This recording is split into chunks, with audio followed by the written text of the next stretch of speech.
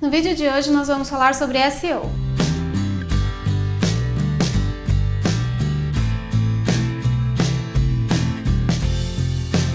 O SEO faz parte do SEM, que é uma área do marketing digital dividida em dois grupos. O SEO, que são as buscas orgânicas, e os links patrocinados.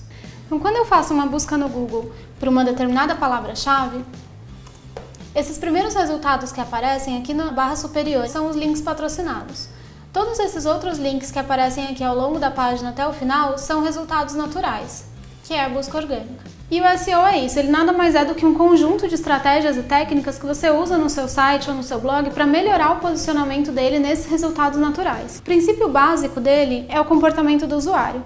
Então o Google avalia o comportamento dos internautas nos sites que ele indica para saber se foi relevante para ele ou não. Por exemplo, quando eu digito no Google assessoria para blogs, eu vou clicar num site que ele vai me indicar e se nesse site eu navegar, clicar em alguma página e ficar por um tempo nesse site, o Google vai entender que esse resultado foi bom para mim porque eu fiquei um tempo ali navegando.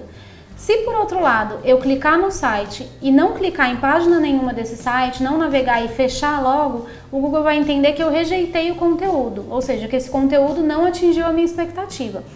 Tem alguns fatores para isso acontecer. O layout do site pode ser confuso, ele pode ter muita informação logo na home, o conteúdo pode estar mal organizado e esses fatores fazem com que eu não tenha vontade de navegar no site, clicar em página nenhuma e fechar. E aí o Google vai entendendo que eu estou rejeitando o conteúdo e provavelmente ele vai deixar de mostrar esse site nas próximas buscas desse usuário. E a forma que o Google funciona é bem simples, então assim, ele organiza toda a informação que existe na internet e salva no servidor interno em pastas separadas por categoria.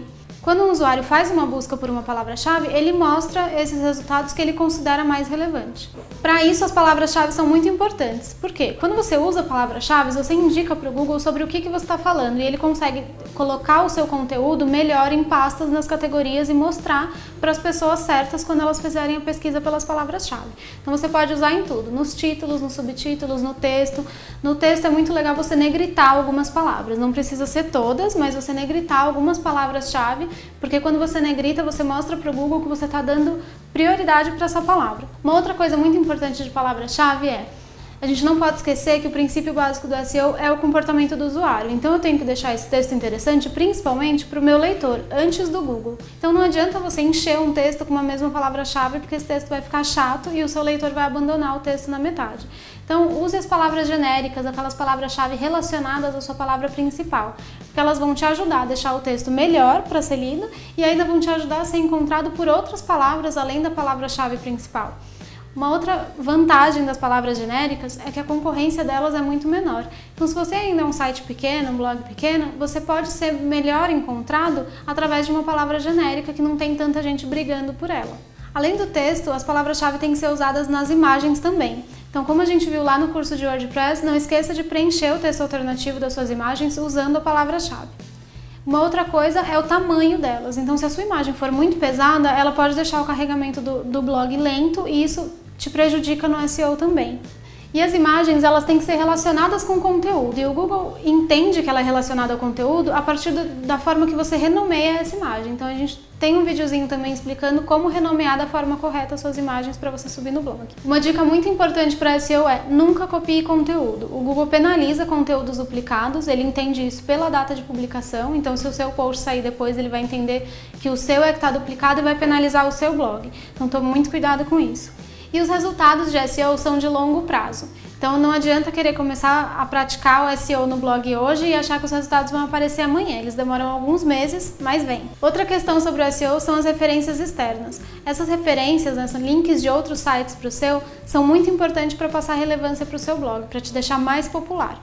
Por exemplo, se eu falo bem de mim mesma, eu não tenho tanta credibilidade assim, porque sou eu falando bem de mim. Agora, quando outras pessoas começam a falar bem de mim, a minha credibilidade vai aumentando, porque eu estou ganhando votos dessas pessoas. Funciona da mesma forma com o site, é como se os sites que indicam o seu estivessem votando no seu conteúdo porque acreditam no seu conteúdo, e aí, através disso, você se torna mais relevante. E como conseguir essas referências externas? Bom, a primeira dica é, tenha um conteúdo exclusivo e de qualidade. Quando as pessoas começarem a te enxergar como autoridade nesse assunto, naturalmente elas vão querer compartilhar o seu conteúdo e vão querer indicar o seu site para outras pessoas. Uma outra coisa é, faça parcerias. Então, se você tem amigos ou conhecidos ou pessoas influentes de outros sites e blog e tiver a oportunidade de fazer parcerias, trocando posts e links, isso é muito importante e muito rico tanto para quem indica quanto para quem recebe a indicação. A terceira dica é, faça entrevistas. Então, seja com uma pessoa influente no mercado ou influente em um determinado nicho, além de você conseguir a visibilidade do público do entrevistado, você ainda consegue que o entrevistado te indique, porque ele vai querer que o público dele assista ou leia a entrevista que ele deu para você. Bom, é isso. Agora é só colocar tudo em prática. Tchau!